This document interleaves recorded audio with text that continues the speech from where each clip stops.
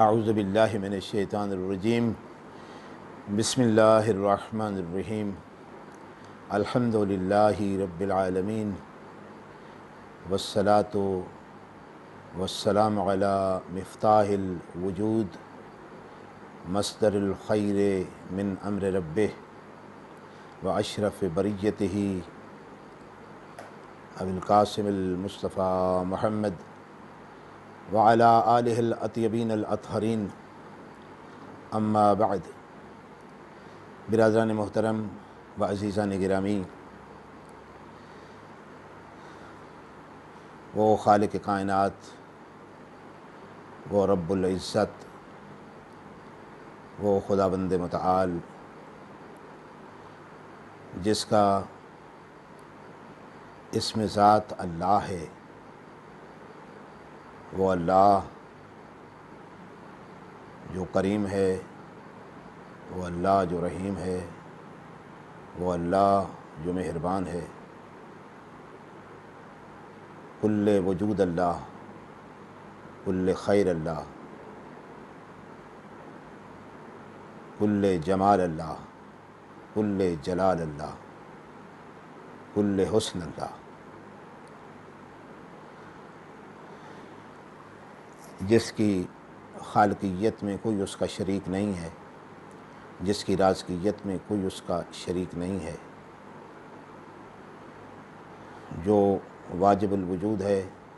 جو اصل وجود ہے، جو حقیقت وجود ہے اور جو کل وجود ہے، وہ اللہ جس کی شان یہ ہے کہ وہ غایت الغایات ہے اور نہایت النہایات ہے۔ وہ اللہ کہ انسان کے تصور کا پرندہ پرواز کرتے کرتے تھک کے گر جاتا ہے، مگر اس کی عظمت، اس کا جلال، اس کی کبریائی اور انسانیت پر اس کا رحم و کرم اور اس کا لطف اور اس کی عنایت، اس کو شمار نہیں کیا جا سکتا۔ وہ خالق کائنات جس نے انسان کو لاتعداد نعمتیں عطا فرمائی ہیں، وہ اللہ جو قرآن مجید میں ارشاد فرماتا ہے کہ ان تعدوا نعمت اللہ لا تحصوها، کہ اگر تم اللہ کی نعمتوں کو شمار کرنا چاہو تو شمار نہیں کر سکتے۔ اور واقعی اسی طرح سے یہ انسان اگر اپنی ذات پہ غور کرے، اپنی ذات پہ توجہ کرے، تو اسے پتہ چلے گا کہ خالق کائنات نے اس کے چھوٹے سے جسم کی سلطنت میں لاتعداد نعمتیں اسے عطا فرمائی ہیں۔ جسم کا ایک ایک مسام اس کی نعمت ہے، اور جسم کا ایک ایک بال اس کی دی ہوئی نعمت ہے، آنکھیں اس کی نعمت ہیں، کان اس کی نعمت ہیں، زبان اس کی نعمت ہے۔ انسان اگر سوچے کہ خالق کائنات نے مجھے آنکھیں عطا کی ہیں، ان آنکھوں کے ذریعے سے میں کیا کچھ دیکھ سکتا ہوں اور کہاں تک میری دیکھنے کی وسعت ہے، ایک لمحے میں وہ آنکھیں زمین پر ہیں اور ایک لمحے میں وہ آسمان کا نظارہ کر سکتی ہیں،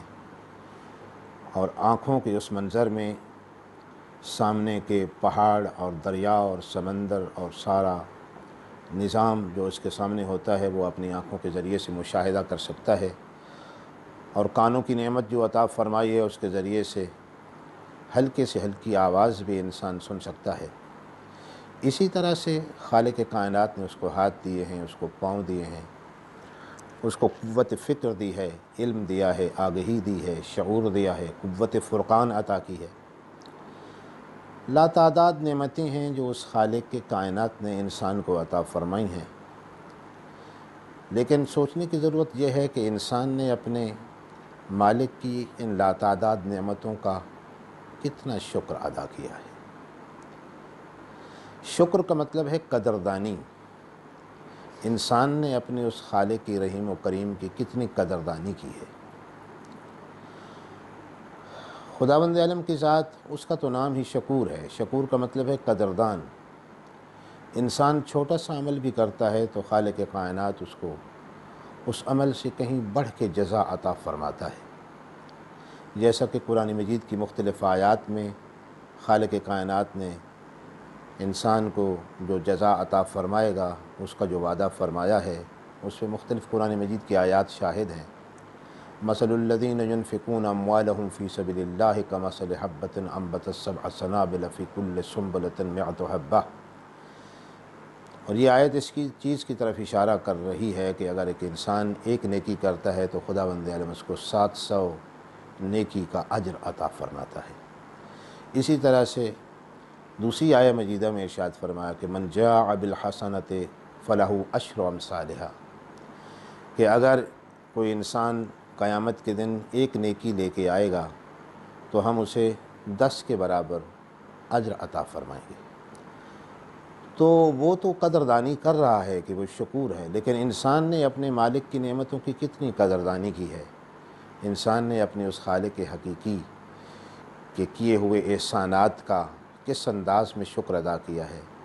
اس کی معصیت کر کے، اس کی نافرمانی کر کے، اس کے ذکر کو بھلا کر، اس کی یاد کو بھلا کر، اور دنیا کے مختلف مسائل میں اور مادیت پرستی میں الجھ کے انسان نے اپنے مالک حقیقی کی ہر قدم پر اور ہر سانس پر ناقدری کی ہے۔ حالانکہ وہ رب رحیم و کریم انسان سے کچھ نہیں چاہتا، یہی ایک شکر چاہتا ہے کہ میں جو تمہیں نعمتیں دے رہا ہوں کم از کم ان نعمتوں کی قدردانی کرو اور میرا شکر ادا کرو۔ انبیاء سے بھی یہی تقاضا رہا ہے رب رحیم و کریم کا کہ میرے نعمتوں کا شکر ادا کرو، جیسا کہ موسیٰ علیہ السلام سے کوہ طور پہ کلام کے دوران خالق کائنات نے ارشاد فرمایا کہ اے موسیٰ تم میری نعمتوں کا شکر ادا کرو۔ تو موسیٰ علیہ السلام نے عرض کی کہ رب العالمین میں تیری نعمتوں کا شکر ادا نہیں کر سکتا، چونکہ ہر سانس پہ جو سانس لیتا ہوں اور سانس خارج کرتا ہوں، اس سانس کا لینا بھی تیری ایک نعمت ہے اور سانس کا خارج کرنا بھی تیری ایک نعمت ہے، تو ہر سانس پہ ایک شکر واجب ہے، تو مالک میں تیرا شکر کس طرح سے ادا کر سکتا ہوں؟ تو رب کائنات نے ارشاد فرمایا کہ اے موسیٰ تیرا یہ اعتراف کر لینا کہ تو میرا شکر ادا نہیں کر سکتا، یہی تو شکر ہے۔ اس کا مطلب یہ ہے کہ انسان کو اگر یہ آگہی ہو جائے اور اس چیز کا احساس ہو جائے کم از کم کہ وہ خالق کائنات کا شکر ادا نہیں کر سکتا، تو یہ بھی شکر کی ہی ایک علامت ہے۔ اور اس پر دوسری دلیل سرکار امام محمد باقر علیہ السلام کا وہ فرمان ہے جس میں سرکار نے ارشاد فرمایا کہ انسان اگر یہ جان لے کہ یہ خالق کائنات کا شکر ادا نہیں کر سکتا تو یہ بھی ایک شکر ہے، تو کم از کم ہمیں اتنا تو احساس ہو کہ اتنی لاتعداد نعمتیں اس رب رحیم و کریم نے انسان کو عطا فرمائی ہیں جن کا شکر ادا کرنے سے انسان قاصر ہے۔ تو کما حق کو ہو اگر شکر نہیں ادا کر سکتا تو اپنی بساط پر اپنی طاقت کے مطابق جتنی اس کی وسعت ظرف ہے اس کے مطابق تو کم از کم اپنے اس رب رحیم و کریم کا شکر ادا کرے۔ پھر دیکھیے کہ وہ رب رحیم و کریم انسان کو کیسی کیسی نعمتیں عطا فرماتا ہے، کیونکہ قرآن مجید میں اس کا وعدہ ہے لَإِن شَكَرْتُمْ لَأَزِيدَنَّكُمْ، اگر تم میرا شکر ادا کرو گے تو میں نعمتوں میں مزید اضافہ کر دوں گا۔ تو عزیزان گرامی، وہ خالق کائنات جو انسان سے سب سے زیادہ اس کائنات عالم میں پیار کرتا ہے اور انسان سے محبت کرتا ہے، ماں کی محبت اگرچہ مثالی ہے لیکن ماں کی محبت سے بھی زیادہ محبت، بلکہ 70 ماں کے برابر محبت اپنے ایک بندے سے وہ رب رحیم و کریم کرتا ہے۔ جیسا کہ ایک واقعہ ہے کہ نبی کریم صلی اللہ علیہ وآلہ وسلم کسی جنگ پر موجود تھے، دور کسی صحرا میں خیمے لگے ہوئے تھے اور دوپہر کا وقت تھا، اور خیمے سے ایک عورت نکلی، ایک بچہ پہلے اس عورت کا نکلا، اور پتھریلی زمین تھی، تو پتھریلی زمین جو گرمی کی شدت کی وجہ سے جل رہی تھی، بچے کے پاؤں جلے، تو بچہ چیخا، رویا، اور ماں دوڑ کے آئی اور اس نے اپنے بچے کو اٹھایا اور وہیں پتھریلی چٹان کے اوپر بیٹھ کر اس بچے کو پیار کرنے لگی۔ تو نبی کریم صلی اللہ علیہ وآلہ وسلم نے دیکھا اور اپنے صحابہ کرام رضوان اللہ تعالیٰ علیہم اجمعین سے مخاطب ہو کر فرمایا کہ اس ماں کی محبت تم دیکھ رہے ہو جو اس بچے سے اتنا پیار کرتی ہے کہ اس بچے کی محبت میں وہ جلتی چٹان پر بیٹھی ہوئی ہے، لیکن اس کا جسم اگرچہ جل رہا ہے لیکن اسے احساس تک نہیں ہے کہ میرا جسم جل رہا ہے۔ تو کتنی محبت کرتی ہے ماں اس بچے سے۔ تو صحابہ کرام نے عرض کی کہ یا رسول اللہ واقعی یہ ماں اپنے بچے سے بہت پیار کرتی ہے۔ تو نبی کریم صلی اللہ علیہ وآلہ وسلم نے ارشاد فرمایا کہ وہ خالق کائنات، وہ اللہ تعالیٰ اپنے ایک بندے سے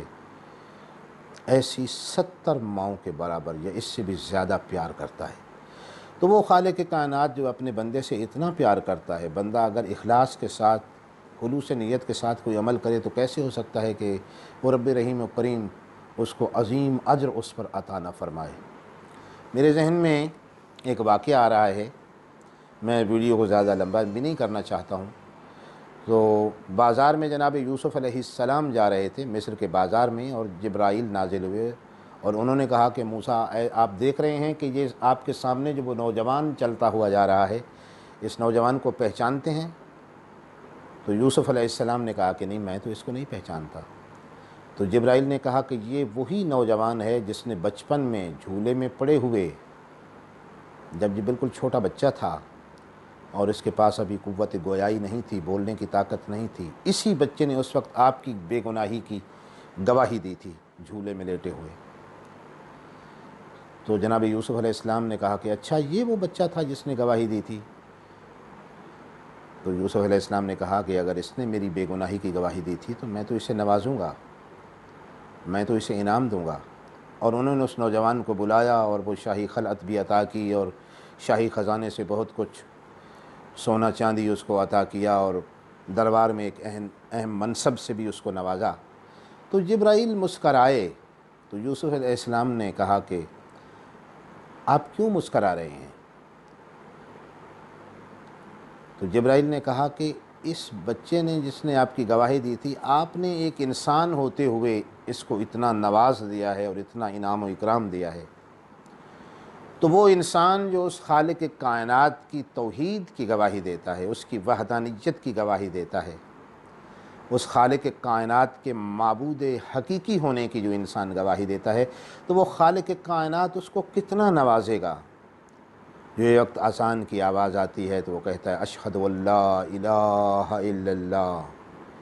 میں گواہی دیتا ہوں کہ اس اللہ کے سوا کوئی عبادت کے لائق نہیں ہے۔ پھر ظہر کی اذان کی آواز آتی ہے، پھر وہ یہی گواہی دیتا ہے، پھر عصر کے وقت پھر یہ گواہی دیتا ہے، پھر مغرب کی اذان میں گواہی دیتا ہے،